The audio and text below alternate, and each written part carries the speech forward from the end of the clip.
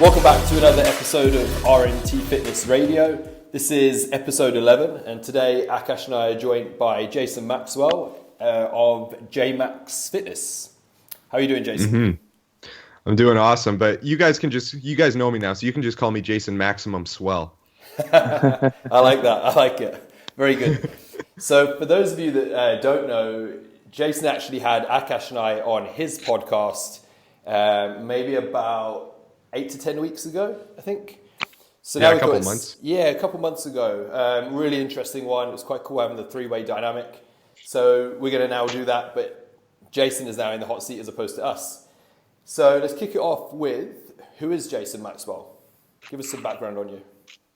Yeah, so I always say I'm a rocket scientist turned fitness professional, and everyone turns their heads.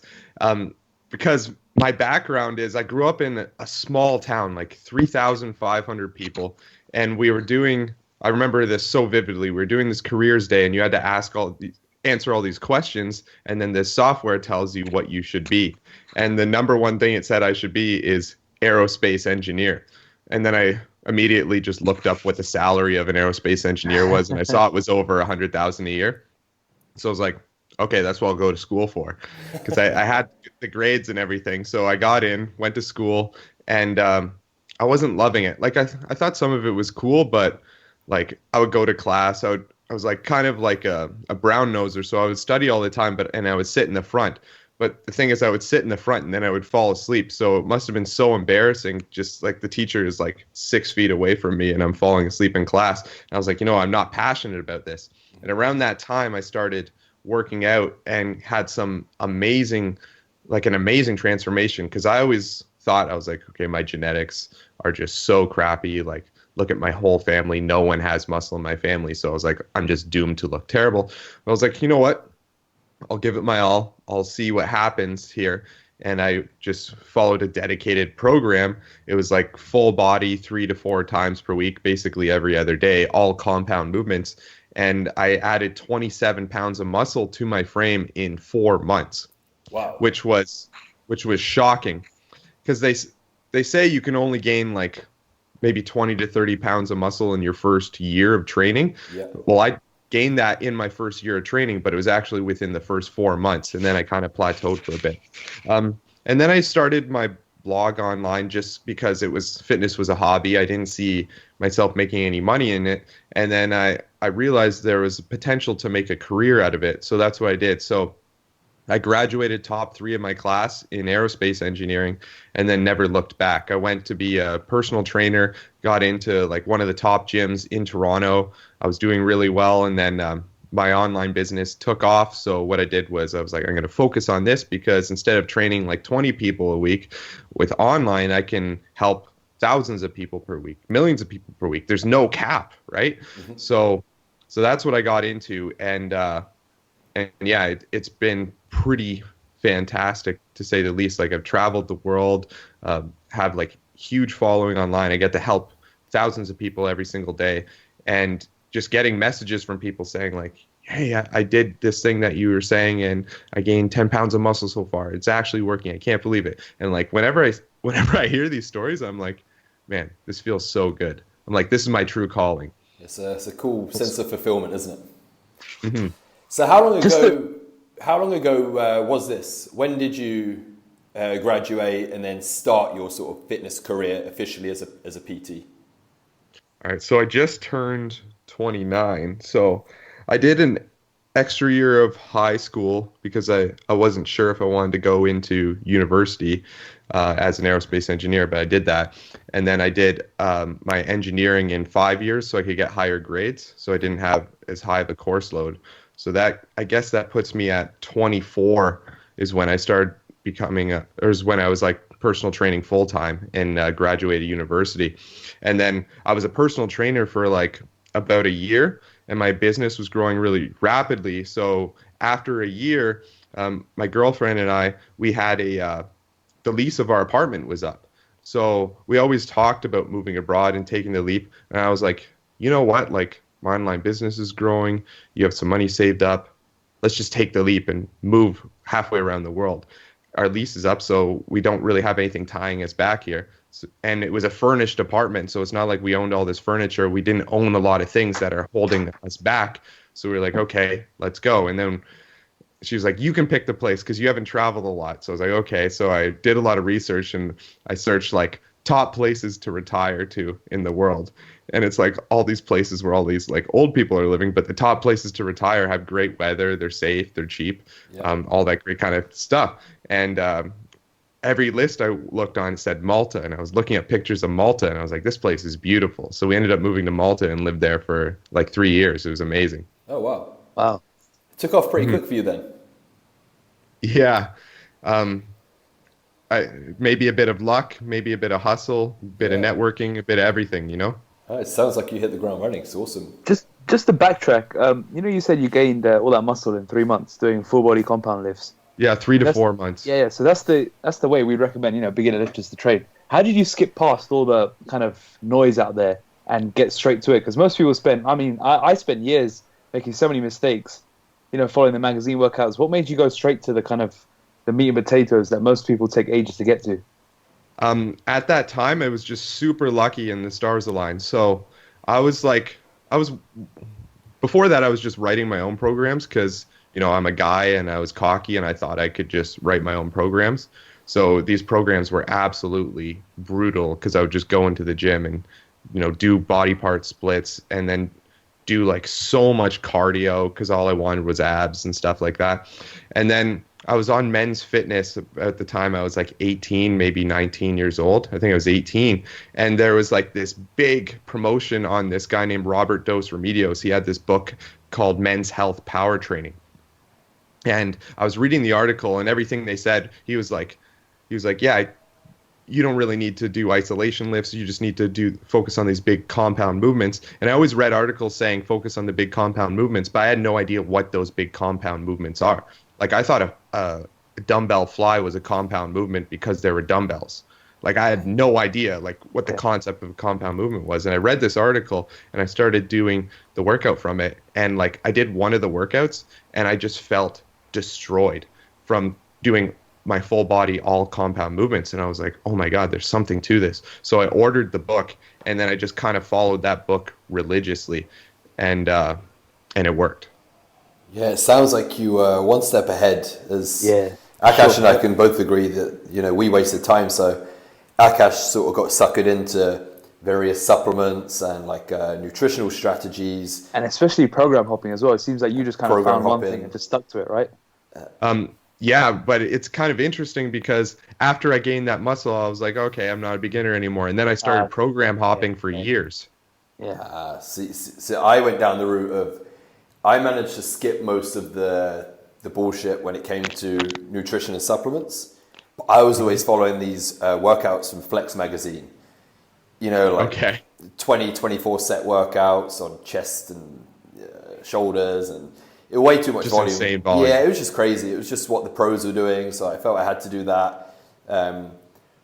So that was kind of the avenue that I fell down. Whereas if I could go back and start again, it would definitely be like full body, 3-4 times a week, along with the nutrition practices that I already did. And I think I would have frog leaped in progress. Yeah, the crappy thing about those Flex magazines is it's like showing the routines that the guys are doing now, but those routines aren't what these guys used when they were building the foundation of their muscle. Some of them probably did use those because of the genetics, so I should say that. But most of these guys probably started out doing like full body workouts or upper lower to build like a lot of the foundation of their body. Like even our guy that we both look up to, Dorian Yates, he started out on a full body routine and then he moved to like upper lower split. Yeah. And he wasn't doing just one set to failure, but everything that gets published is Dorian Yates, blood and guts, 1 set to failure. And you look and it's like body part split, training each body part once a week. But that's not what he did to build his first like 60 pounds of muscle. Yeah, he only actually did that when he turned pro, I think. I think he turned pro by doing, like you said, the full body and then the upper lower splits. Yeah, it's too bad. And even if you look at Arnold Schwarzenegger's Encyclopedia of Bodybuilding, I think that's what it's called. he specifically says, do this full body routine, and it's all these compound movements if you're a beginner. But everyone automatically goes to his 6-day split. Yeah. Like, man, you can get some results on that, but you're going to get way better results if you just listen to what he told you in the first place. Yeah, milk it for all it's worth. Don't run before you can walk. Yeah. Looking back, the one thing I would change if I could go back is I would have just stuck to the routine that was working for me until it wasn't working anymore. So I wish I milked to that routine, but I didn't. Yeah. That's something we both do now. We milk routines for what they're worth, right? Yes. And we don't change client programs every 4 to 6 weeks. And I think it's a recurring theme that we talk about almost every other podcast. Every podcast, yeah. It gets touched upon in some capacity, and that it's a big mistake that people still make. I think it's also because there's a 4-week personal trainer rule, right? Yeah. As a personal trainer, every 4 weeks you want to switch it up just to keep your clients interested. And that filters down, right? Well, it's unfortunate because it does get a bit boring, but you can't look at, okay, I'm doing the same routine over. You got to look at, okay, this is how much weight I did this month, and this is how much I did last month. Exactly. So you got to just look at that to stay motivated. And not everyone can do that, which is unfortunate. We got training ADD. Yeah, 100% agree. 100% agree. One of my favorite phrases. Yeah, rather than doing what people need to do, they do what they want to do, right? Mm-hmm. Yeah. So going the other direction, so we've just spoken about sort of how you got into it and previously and whatnot. What about going forwards? What trends do you see coming up in 2018? Well, a big trend right now is keto, obviously. In 2018, I think keto is just going to get bigger and bigger, but then it's going to fall off and something else is going to become popular. In terms of where everyone is, I think more and more people are getting on Instagram and following fitness people on Instagram. The unfortunate thing is a lot of the guys with the big followings on Instagram are also the guys like taking drugs and not giving as good advice for people. That's unfortunate in terms of the people. It's good for us, like people like you and me who are giving out good advice, because eventually they'll find us and they'll do our stuff and then it'll work, which is, I guess, the only silver lining there. That's in terms of, that's all I really see changing in 2018. Hopefully we can bring some awareness to full body workout routines for beginners. I notice on my Instagram, like I used to always say, like, if you're a beginner, start out on this full body routine doing big compound movements, and I would get so much hate. But now the people who listened, who were silent, are starting to speak up because they've been getting results on it, which is kind of cool. So I'd like to think maybe I'm part of the trend to telling people, like, listen, if you're a beginner, start out training your full body with these big compound movements and then evolve your routine from there. We've got like 134,000 followers at the moment. Yeah. So I think it's fair to say, if you're pushing that message out there, you're reaching a fair few people, so you're definitely having an impact. Yeah. It's great. It's great to see. That's the hope, right? Yeah. Jason, is your main clientele beginners? On Instagram, they were all beginners, but my main clientele, it's a bit of a mix. Like I have some guys that are competing in like their first shows, and then I have some people who are lifting their first weight. So it's kind of all over the page. A lot of people, those are actually like one-on-one clients. The people who buy my programs are people who are kind of like weekend warriors, or people who've been training for a bit and who just wants a different program kind of thing, one that works. Like maybe they've been training for like 5 years and kind of just look the same, probably because they're not trying to hit any PRs. And then they find me and the program sounds cool, so then they do that. Yep. So you're training like a spectrum of people, but your bread and butter for the most part is male muscle growth, right? Yeah, that's what I'm passionate about. So that's one of my big things. Just like basically if guys want to build muscle, lose fat, get stronger, that's the kind of message I like to give. The good thing is I believe that whether you're training to lose fat or build muscle, your routine is probably going to be pretty similar. The only difference is going to be nutrition. Mm-hmm. And that makes things easier. That makes the message easier. and then we teach people how to get stronger via daily undulating periodization as well. Do you want to explain that a bit more? The DUP? Yeah. Yeah, just for our listeners that are perhaps, with it being January, the guys that are fresh into this. Yeah, for sure. So daily undulating periodization. So generally, a normal or a traditional program, the way you would periodize it is what we've been taught is every 4 weeks you change up the set and rep scheme. So like, let's say the first 4 weeks you could be doing 5 sets of 5. Then the next 4 weeks you're doing 3 sets of 8 to 12. And then the next 4 weeks you're doing 3 sets of 15 to 20 or something like that. With DUP, what you do is you train all those rep schemes in the same week. So like you'd have a day where you're benching 5 by 5, and then a day where you're benching 3 sets of 8 to 12, and then a day where you're benching 3 sets of 15 to 20. Because the research shows that if you do those all together, you can get similar results in the end. So that's what I like DUP for, because generally with strength, one of the reasons you get stronger is because you're practicing the rep. You're just moving the rep over and over again, and then your brain is like, okay, I can put some more force into this, and this person can get stronger. So that's why I like DUP for strength gains, because you can train more frequently. Generally for strength, though, we would set it up 3 different days. One would be a power day, so like 6 sets of 3. One day would be a strength day, 5 sets of 5. One day would be a hypertrophy, 4 sets of 8, something like that. That's what I like to use for strength. But when it comes to building muscle, I like to dial it back and only have like 2 days. And so one day would be like a strength day, like a couple sets of 4 to 6, and then the next day would be a hypertrophy day where it's 6 reps and above, basically 6 to 12 reps, and maybe a little bit of pump action in there as well. Yeah. I completely agree. Pretty much in line with what we do, right? Do you like using the same exercise? So if you're doing chest, for example, would you bench for low reps on Monday and then high reps on Thursday with the same exercise, or would you vary the exercise if muscle building is the goal? Not if muscle building is the goal, because I like the variation. But if strength is the goal, like let's say someone's going to be competing in powerlifting, then I want to make sure that they're always using those powerlifting lifts for those different rep ranges. But for muscle building, like using my own program that I'm doing on myself, for instance, like on my strength day, I'm doing incline bench press, and then for my main lift, and then this is for chest, and then on my hypertrophy day, the main lift is low incline dumbbell bench press, and then a couple other exercises for the chest. But those are like my bread and butter. What I'll do is I'll keep like maybe 12 months from now, I'll probably still be doing incline barbell bench press on my strength day and low incline dumbbell bench press on my hypertrophy day, because my goal is to get stronger in those exercises, because I know if I get stronger in those exercises and keep hitting PRs, my chest is going to grow. Don't you just love it when you're singing from the same hymn sheet?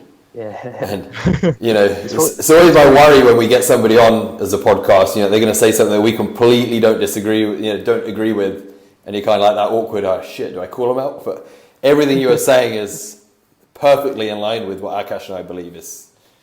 You know what he's been doing? Funny. He's been reading our blogs before this podcast. Actually, no, I have it up on my screen right now. I'm just reading it word for word. Just reading the articles out. Yeah, smooth. Well, like actually, it's kind of funny because I was like a program hopper for so long, but I did get to try a lot of different programs, and I was doing, maybe my second year of training, I was doing some programs from Jason Ferrugia. Yeah. And I was looking back, and like some of the programs I got the best results on were like those full body compound programs, and then Jason Ferrugia's programs. Yeah. And Jason Ferrugia's best programs, the ones that worked the best for me, were actually just like Dorian Yates's stuff from his Blood and Guts book. Yeah. So the muscle gaining secrets, probably, right? No, he had some other ones like hostile strength and mass, and some other ones that he had from his membership site that aren't even around anymore. Those are the ones that I did. Those are the ones that I got the best results on.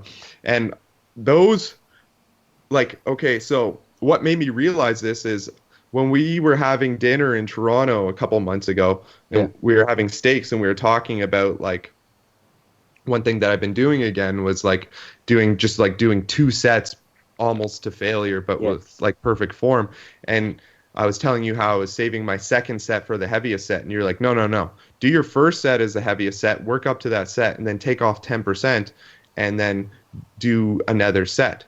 And I was like, oh yeah, that's what I used to do with Jason Ferrucci's programs. I got some great results. So I switched back to that in my own programming, and it's been working amazing. I've been hitting a lot of PRs. So I've completely evolved my philosophy back to the basics again over the past like 6 months. Awesome. And it's been life-changing. Awesome. Glad to hear that it helped. Yeah. He got that from Dorian. That was from Dorian. He was the one that first popularized that method of going one all-out set at 6 to 10 and then dropping 10% and doing another set. Mm-hmm. Yeah, what I like to do now is I'll do, let's say, let's make the math easy. So let's say I'm going to do 200 pounds on the bench press. Yeah. So my first set will be 100, or let's say I'm going to try to hit 8 reps today. So my first set, I would do 100 pounds for 8 reps. My second set, I would do 150 pounds for 8 reps. Then my third set is my working set where I'm hitting 200 pounds and I just managed to get 8 reps. And then I'll take off 10%. So then I'll do 180 pounds for 8 reps and then call it a day. And then if I'm working in like the 6 to 8 rep range, because I hit 8 reps this workout, my next workout, I'm going to add weight and start at 6 reps again. Yeah, exactly. Perfect. Yeah. Is that similar to what you guys are doing? Yeah, very, very similar. Very similar. Yeah, the reason I like that is because, if you just hit your PR on your 8 reps, that's the max you've ever done. If you just add 5 pounds to the lift next time and start out at 6 reps, it's almost like a mini deload because you could do more than 6 reps with 5 pounds more, but it lets you back off a bit because I believe the best time to deload is after as soon as you've hit a PR, the next week you don't really want to chase another PR. You want to back off and kind of let that sink in, as opposed to beating yourself up and then you start plateauing and then you're like, okay, I need to do a deload. I like to do the deload before you even beat yourself up. Definitely agree with that. The only caveat I would add would be for complete beginners listening to this, if you've just signed up to us, you're in your first couple months of lifting, you could just keep getting stronger. They don't need to worry about deloading until you're... Yeah, no. After 6, we're talking about, once you've been lifting for a good solid 6 to 12 months and you're in where the PBs become slightly less frequent.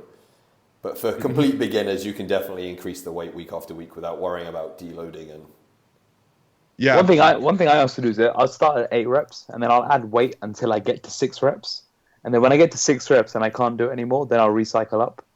Oh, so it's like flipping everything backwards from mine. Yeah, that's another way I like to do it as well. Oh, that's cool. So you add, and then once you can't add any more to that 6 rep weight, then you go back, you recycle the weight slightly, come back, and then you start again. And then when you hit that peak again, the idea is that you overtake what you hit previously. Yeah, I'm thinking that would be good once like let's say I get stuck on a weight for a couple of weeks. Yeah. I would try that out, I think. Yeah, try that out. Yeah, that's smart. Going back to the beginners thing, as I was saying, hit a heavy set and then back off with 10%. I wouldn't even recommend a beginner to do that because you can just do 3 sets of 8 to 10 reps. Definitely. And you can basically add 5 pounds every single week. Yeah, exactly. And the two set protocol I think only works for late intermediate to advanced people because most people can't get enough out of 2 sets. Mm-hmm. So what I do with some people for intermediates, I'll do 2 sets of say 6 to 8 and then 1 set of 8 to 12 as a back off set. But I'll give them still 3 sets. I don't think many people can get all the work that's necessary from 2 sets. Yeah, I think it's nice to learn how to apply the intensity. Yeah, put in that intensity. I'll actually do that third back off set on my lagging body parts. So let's say I have that first all out set and then I have that 90% set. And then the third set I'll bump it down to 80% and then just try to do as many reps as possible, but it's usually just 2 more. And that's what I do on my chest, for instance, because my chest sucks, just to get a little bit more volume in. Yeah. I think it's quite interesting actually for people listening to this to sort of see where we're going with the methodology, that it's it's almost the opposite to what most people would think you would do. So the more advanced somebody typically gets, the less working sets they would typically do. So for example, a beginner might do 3 sets of 8 to 12. Then Akash has just mentioned the intermediate rep range, for the intermediate trainee of doing 2 heavy sets and then 1 back off set. And then in advanced, it could even go as far as 1 all-out heavy ass set, followed by 1 back off set, so 2 working sets, which is where I'm at for my bent over rows and whatnot. Nice. Yeah, and your bent over rows have gone up a lot in the past year, right? Crazy, yeah. Literally started out, Akash can testify this, started out 40 kilos, literally a 10 plate each side, shaking like mad. And about 18 months later, I've got finally, just before Christmas, I got 3 plates aside. So 140 kilos for, was it 4 reps? Yeah. He remembers my lifts better than I do, unless I'm looking at my, 4 reps. Yeah, that's funny. And it but was the thing is, applying that principle. I stuck to the same routine bent over rows were in there for about 18 months. It was the same actual routine for about 12 months, minus a few tweaks to accessory lifts. And the last 6 months of it was 1 all-out set and then 1 back-off set. So it was a couple of warm-up sets, and then it was a heavy set of 6 to 8, and then a back-off set of sort of 8 to 10, and then it progressed to a heavy set of 1 heavy set of 4 to 6, and then the back-off set was then 6 to 8. Nice. Yeah. So, but the thing is, like we say, okay, we're only doing 2 heavy sets here, but you are building a little bit of your volume with your warm-up sets. Of course, as well. Yeah, you're getting an accumulation. So to give people an example, when I hit that 140 bent over row, I started with 60 kilos for 10 reps, and then I did 80 kilos for 8 reps, 100 kilos for 6 reps, and I did 120 for a double, and then I went straight to the 140, and then I stripped the 140 back down to 120, and then just repped out to failure on that. And that would be done on a Monday. So of course you've got that accumulation, as you said, of all the warm-ups. Although it was relatively light compared to the 140, 60 kilos doesn't move itself, 80 kilos doesn't move itself. And then because my ultimate goal with this was strength, my Monday would be chest and back heavy, and that's where that heavy bent over row was. And then Thursday and Friday would be chest hypertrophy and back hypertrophy. And on that back hypertrophy workout, I would do a simple 3 sets of 8 on the bent over row, just to sort of grease the groove and get good at the technique for the reps. And the rest of the workout would be, a mix of pull downs, cable rows, and pullovers, and so on. So I'd be doing bent over rows twice per week because I really wanted to bring that up as a strength lift. Yeah, it's kind of good. Like if you have a weak or lagging body part, just to stick to like 1 or 2 exercises and just like add strength to that and get better at that exercise. Yeah, 100%. Definitely agree with that. So before we started recording the call, we briefly spoke. I think this is before we hit record, just so I don't sound like I'm going mad in case people have missed this bit. But you've told us that you're receiving like up to 100 direct messages on Instagram per day at the moment. Yeah. With presumably questions from different people. Where do you find most people are going wrong with muscle growth? So aside from the program hopping that we've mentioned already, are you getting anything frequently in your inbox where people are telling you what they're currently doing and you're just sort of scratching your head like, no, you're doing all that wrong? Or are you getting the same sort of questions from people? And we could be talking training, nutrition, supplementation, recovery. Where are people going wrong? Yeah, so a lot of times they'll be like, this is my program, and then they're only training 1 body part per day, and it's like all isolation lifts. And they're just basically chasing a pump. They're not really following progressive overload, so they're not trying to add weight to the bar, which is frustrating. And then I'll tell them like, okay, listen, just set it up so you're just do like these compound movements like 2 to 3 times per day for each body part to start out because you're a beginner. And then they're like, yeah, I don't think I could do that because I get too sore, and I'm sore for like 5 or 6 days, and so that means I'm not going to recover if I train like 3 times a week.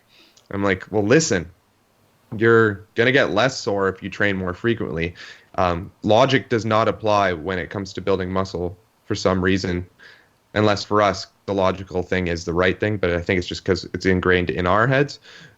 But like with building muscle, like the more frequently you train, the less sore you're going to be. But you're not going to be doing these crazy high volume workouts every time you train this muscle group. So that's like a big problem that I see. That's like the biggest problem in terms of the programming. And then the second thing is like just people aren't getting enough protein. Like so many people, they're like, yeah, I get like 80 grams of protein per day. And I was like, well, that would be fine if you weigh 100 pounds, but you weigh like 160 pounds, so you're going to need more protein than that. Because basically, like if you want to change your body, you need to have high protein, eat either in a caloric deficit or surplus, depending on what your goal is, and then you need to train to get stronger in the gym. And most people are doing none of those. Yeah. So that's a big problem there. And there was something else I was thinking of that's a huge problem, but it kind of just glanced off the top of my head. But yeah, those are the big ones, though. What do you recommend in terms of protein intake as a rough guide for the layperson? Generally, I'll say 1 gram per pound per day. If you can just aim for that, because the math is so easy. Like if you're 180 pounds, try to get 180 grams, and then if you don't hit it, you're still okay, because the research kind of shows different things, but generally, like if you go like 0.8 grams of protein. Exactly what I was about to say. Yeah, perfect. Yeah, that's funny. Okay, so if you go like 0.8 per day, then that's like your absolute minimum effective dose, I would say. And then it's almost like a gram is like an insurance policy, right?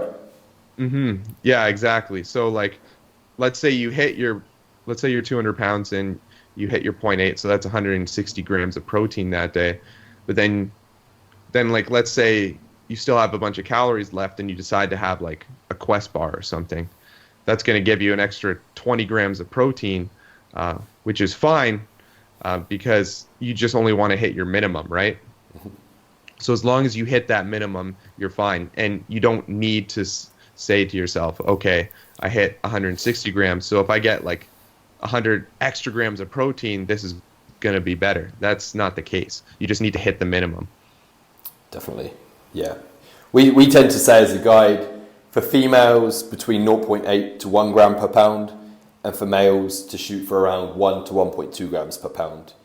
But really anywhere, as you say, around that 1 gram per pound buffer, plus or minus, 5-10%, you're good to go. Mm-hmm. Anything to add on that, Akash? No, it sounds like we're singing off the same hymn page. Yeah, it's perfect. It's perfect. Yeah, I actually have one thing to add. The thing that I was forgetting earlier is a lot of people, they'll say, okay, I want to build muscle. And then they're like, I'm 5'11" and 300 pounds. I'm like, well, listen, maybe we need to lose a bit of fat, but you can, if you're training for strength in the gym and you're eating for fat loss, but you're getting your protein, you'll probably gain some muscle. But your biggest problem right now is you just need to lose the fat. Definitely. Yeah, I agree with that. And the way that I approach clients like that is I'll set their diet and their activity levels up, gear it towards fat loss. But that 1 hour in the gym, everything is aimed towards muscle growth. Mm-hmm. So although the goal for them at that moment in time is obviously they need to lose body fat, the worst thing I think people do is, they start doing high rep bullshit and circuit training, running around the gym like a headless chicken. Yeah. So I'll get them to eat in a deficit, hit a minimum protein intake, but that 1 hour in the gym is all about progressive overload, getting stronger and muscle growth. And I think that's going to be the best way to, recomposition to build muscle and lose body fat. Yeah, because the thing is, these people want to lose weight, but what they don't realize is if they're just losing weight and they're not focusing on building or maintaining their muscle, when they do lose weight, they're just going to look like a smaller version of their fat self. Exactly. And then they don't like the way they look, because the way they think in their head is, okay, if I lose this weight, I'm going to look like a lean, shredded guy. But instead, you just look like a smaller. It's like if you just photoshopped a fat person. Yeah, you just look skinny, right? There's no shape. There's nothing there. Whereas I think we have a similar target audience here in that our clients don't want to look skinny. They want to look lean and they want to look strong. Mm-hmm. So while eating in a deficit, they definitely need to be chasing PRs in the gym. Exactly. So, leg training, one of Akash's favorite subjects. What are your go-to leg exercises? What are your favorite leg exercises to build mass? Well, Jason said he's got pretty strong legs, so I thought it'd be good to ask him this. Yeah, I actually don't. I haven't gone heavy on legs in like 2 years, just because my legs are just out of proportion for the rest of my body, and it's because.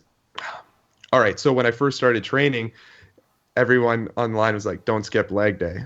So I went too far with that, and I did legs every time I worked out. So there was one point where I was doing legs 4 days a week, and I was just getting like brutally strong.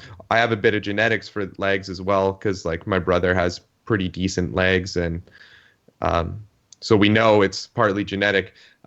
But like my go-to leg exercise, I find, is if you can work up heavy in the Bulgarian split squats, actually.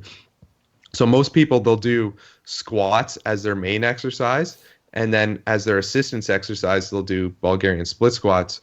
But my argument is, like, if you just work up like the same effort that you did with your squats, but you put them into your Bulgarian split squats, you're going to get some pretty big set of legs. And it's not just training your quads, like it hits your hamstrings as well, your calves a bit, as well as your adductors and abductors. So it just like is a total leg developer.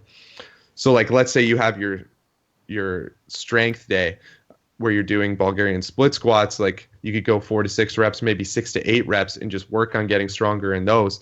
The problem is balance at first, but it only takes like 2 to 4 weeks to develop that balance. And then once you can start adding lots and lots of weight, like anyone who can do their body weight added as load to Bulgarian split squat for like 3 reps is going to have pretty decent sized legs.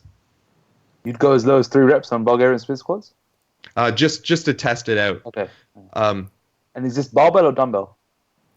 I like to go dumbbell until you can't hold them anymore. Okay, so generally it's like once you get to maybe 100 pounds per dumbbell, you can't really hold them anymore. And the reason behind that is just because it builds the yoke as well as the forearms, which is kind of nice. But after you get up to these high loads, you're gonna have to start using barbell on your back. What's the best you've done?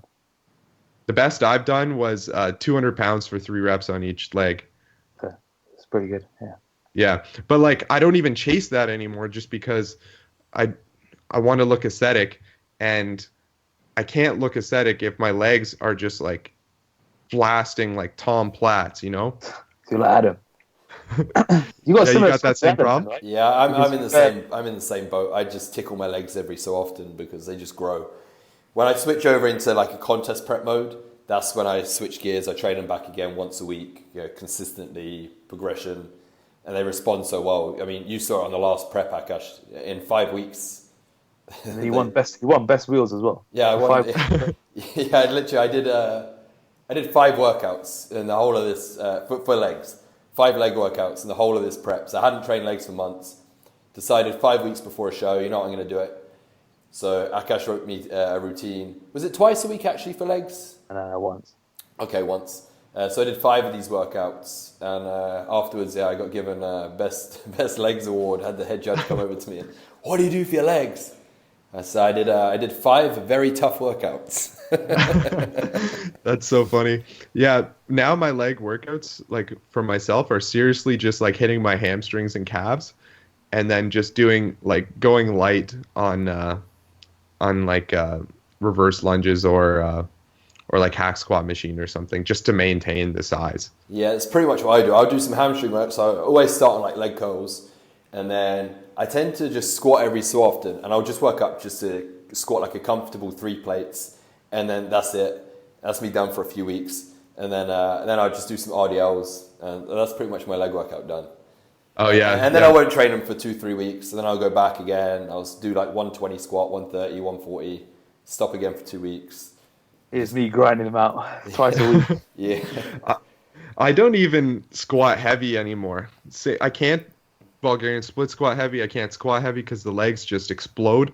So literally, like just to maintain that squatting pattern, like at the end of my workout, I'll take like a I'll just do a goblet squat of like 50 pounds, and just it'll be like a 3-second pause where I'm just like taking deep breaths at the bottom. No, not 3 second. It would be three big breaths at the bottom. So it's about a 10-second pause at the bottom. And that's just to maintain the movement. Yeah. Yeah, completely different to Akash, who's busting ass every week on the hack squat, leg press, RDLs, Bulgarians. Yeah. Slow progress. Yeah. Right. Moving on. What do you think differentiates a good coach-client relationship and a great coach-client relationship? Good coach I would say you just get them the results, but then a great coach would be they just get a bit more access to you, like you get them the results that they want, but then you develop a friendship as well. Just like kind of like a relationship, really, like where you joke around with each other and you just generally like talking to each other like your friends. That's what I would say would be the difference between good and great. Mm-hmm. And for you, what on the client end of things, what makes a great client to you compared to a good client? Just someone that I actually legit like look forward to like messaging and talking back and forth, and I'm just like, yo, what are you doing today or whatever, like how's your weekend kind of thing. It's funny, it's word for word, isn't it, what we agree on, Akash?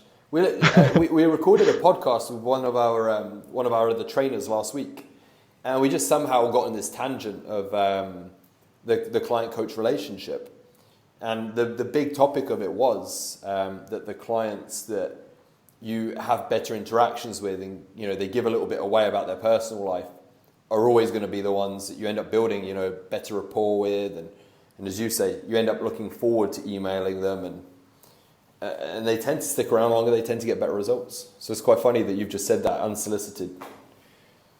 So yeah, it's like anything, like some people are just more compatible with each other and they can have like a better conversation, a better rapport.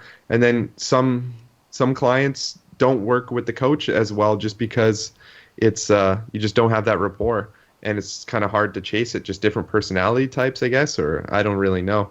Yeah, no, it's quite interesting to just we weren't expecting to talk about it last week, but it's funny that you've just kind of reaffirmed it for anyone that was listening. So switching gears again, ahead of our Tampa Mastermind in a couple of weeks, which I'm very much looking forward to. What are your What are your top tips for when traveling on business? For when traveling, I actually, well, first of all, don't eat the plane food. So like if I'm traveling, I'll usually just fast. Make sure you have a lot of water on the plane because you can get really dehydrated. So like what you can do is you can just take a empty bottle through customs and then you fill it up generally inside the airport not customs, security. So once you get through security, you just fill up the water and then you bring it on the plane. I have been to some countries though where you can't drink the water.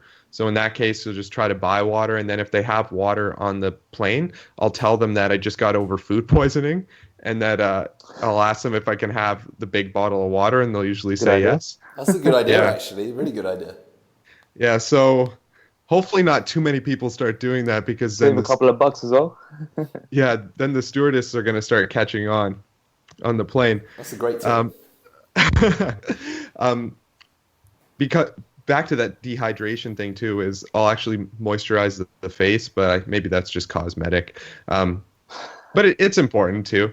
And then in terms of actually like traveling, like I'll just I'll fast throughout the morning, and I'll still go to like the lunches and stuff and try to get like my meat and vegetables at lunch. Try to go like low carb at lunch, just because if I have a lot of carbs, my brain gets fuzzy or I start to get a little tired. Mm-hmm.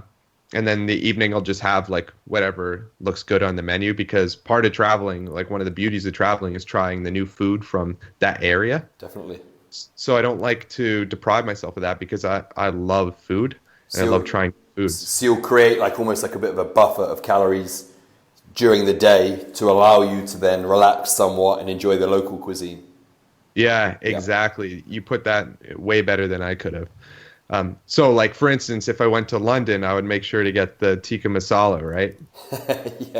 Yeah, we've nailed that over here. Yeah, it's very good. Yeah. And then in terms of lifting, like if I'm scheduled to get a lift, I'll look for a gym if there's time. So like the Tampa Mastermind, I'm going to be there on Friday. So if there's time on Friday, I might get a lift in. And then I leave on Monday. So if there's time on Monday, I'm going to try to get a lift in. But I know on Saturday and Sunday, it's just full days. So instead of getting a lift in, I'm just going to take advantage of just like being with people and networking and stuff, because that's the main reason I'm there for. And to be honest, if I do end up skipping a workout, it's going to be skipping leg day, which is the day that I can afford to skip anyway. So I'm okay with that. You and me both. You and me both. That's why one of my leg workouts is always scheduled on the weekend, because I know that's generally the time that if I'm going to skip a workout, it's probably going to be on the weekend. Yeah, that makes sense. One tip I've quickly got, just going back to the plane one, when it comes to like water retention, from flying, people's ankles and calves and stuff swell up. My big tip for that is just contract your muscles while you're sat there in your seat, wiggle your toes, squeeze your glutes. It sounds really weird, but it makes such a difference. I remember on my last flight back from Orlando, about an hour from landing, I went to start to put on my trainers, and I've got these kind of like zip-on high tops, and they would not go on. So, and the girl that I was with, she was laughing at me, saying I've got fat feet. So for the next 20 minutes, just sat there like watching my film, just contracting my calves, contracting my thighs, just wiggling my toes and stuff. 20 minutes later, shoes went straight on. She couldn't believe it. I said to her, just consciously move and just muscle contraction. It forces, blood flow and interstitial water and stuff back up the body. So she ignored me. Come to the end of it, and her bottom half is all swollen, and so it's another trick. And also get up and walk around while you're on the flight if it's a long haul. Yeah. So what I'll do on long haul flights is I'll watch a movie, and then when the movie's over, I'll go to the bathroom, get water, and then in the bathroom, I'll do like 10 squats. Yeah. On stuff like that, it genuinely helps. The more movement you can get, it just stops the blood and water pooling in the ankles.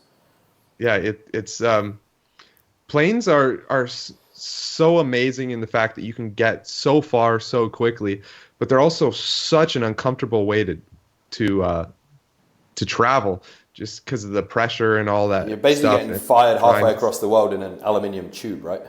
Yeah. I haven't heard that before. And then, like, I would much rather just take a train somewhere, but unfortunately, you can't take a train across the Atlantic, No, unfortunately. Mm-hmm. So, when you had Akash and I on the podcast, you gave us a couple of quick fire questions that put us on the spot. So we've just got one for you right now that you might have actually already been asked before previously. So if you could go back in time and give your 18-year-old self some advice on training and diet, what would you tell yourself? Yeah, so I kind of glanced over this, but what I would tell myself is just stick to that full body routine until you're not hitting PRs anymore. And I probably would have gained an extra like 15 pounds of muscle in the first couple of years, which would have been really cool. And then I would have said, like, your second year of training, maybe start doing some isolation work at the end of your workout for your arms and calves and hamstrings and rear delts. Great. Because actually I used to have this belief that no one ever needed to do isolation exercises. Mm-hmm. Like, I got too far into it because I was getting good results with just big compound movements. I was saying, don't even isolate your arms, calves, or rear delts or anything like that. And then what ended up happening is I gained muscle everywhere except my calves, hamstrings, arms, and rear delts. So going back, I would say, okay, well, isolate what's lagging. And for me, those were kind of what was lagging. Definitely. I agree with that. And just to wrap up, what are your personal goals going into this year? Yeah, so this year, like in terms of fitness? Let's personal, fitness, business, whatever you want. Yeah, okay. So this year, I'll start with fitness because I guess it is a fitness podcast. So I want to add 50 pounds to all my big compound lifts. So I want to add 50 pounds to my incline barbell bench press. I want to add 50 pounds to my pull-up, 50 pounds to my chest-supported dumbbell row, and 50 pounds to my overhead press. Because I'll put on some nice size on my upper body. Is that for 1 rep or 6 reps or? In the 6 to 8 rep range. Yeah, that's quite a big jump there. Yeah, but as I said, I for the longest time I wasn't really chasing PRs. I was just doing volume and just adding volume, doing lots of sets. So like I'm pretty weak in a lot of exercises. So that should be an accomplishable goal, because right now I'm adding about 5 pounds to each of those lifts per month. So I should smoke that, right? Definitely. All things considered, but obviously it's not linear. And then in terms of business, I want to hit 500,000 fans on Instagram. Been having some amazing growth, so I'm pretty sure I can, because in August I had 800 fans, and today I have 134,000 fans. So that's like basically 133,000 fans in like, what's that, 5 months? Yeah. Crazy. 5 months. That is crazy when I think about it. So, and then I want to get 1,000 people into my membership site. Okay. For business goals. What are you on right now? 260 right now. I just started going hard in August. Yeah. Just because of the mastermind, the mastermind, they're like, well, you got to focus on getting people into that membership site, because the membership site is kick ass. Like, the programming is great. Workouts are fun. The nutrition section's amazing, videos and everything. So I don't think there's any reason why I can't get 1,000 people by the end of the year. For sure. Definitely. So where can people find you? My website's jmaxfitness.com. On Facebook, it's jmaxfitness. On Instagram, it's jmaxfitness. Those are the places where I am the most. Yeah. If you really want to add me on Snapchat, you can, but I'm not active on there as of lately. Like, as of the past 5 months, I haven't really been on Snapchat, but Snapchat is the Jason Maxwell. If you want to see like some of my best content, though, it's generally is Instagram. Yeah, I can testify to that. He's very consistent on Instagram, some great information, great content. So go check that out, definitely. Thank you for coming on board, Jason. It's been great. And as I said, it's always nice when you're talking to somebody that is literally like word for word, you're agreeing with everything that you're talking. I'm thinking, yeah, this is exactly the message that RNT are trying to put out. So thank you. Yeah, it kind of worked out nicely, eh? Yeah. It's good. It's good that you just told me what to say before the podcast. Well, I always like to send I gave you the reading material before, didn't I? Yeah. Yeah, the reading material. I was up all night studying. It was brutal, but it worked out. It paid off. Thank you. Checks in the post. Nice. Okay, so to finish off from us, one thing that I want to add in, Akash, that we haven't done yet, and it's probably worth doing, is to give a quick mention about our discount code with Cardio Sports Nutrition. Yeah, sure. Yeah, we haven't done this yet. So just a very quick one. We're affiliated with a sports nutrition company, which is cardissportsnutrition.co.uk. A 24-hour delivery that's free. They're competitive on products and everything. Stock a huge range, especially all the Project AD stuff that Akash and I are a fan of. And if you listen to this podcast, or if you're an RNT client, just use the code RNT10 on the checkout, and that will give you 10% off. I completely forgot to do that over the last 10 podcasts. So, whoops. Right, aside from that, you can follow me, which is at AdamHaley1 on Instagram. You can follow Akash, which is at Akash Vigela. And you can follow us, our business page, which is at RNT_fitness. I think that's everything, right? And our website is www. Oh, yeah, and the website would also... let's just go through that one again. www.rntfitness.co.uk. Yeah, kind of an important one, that one. Right, thanks a lot, and catch up with you guys soon.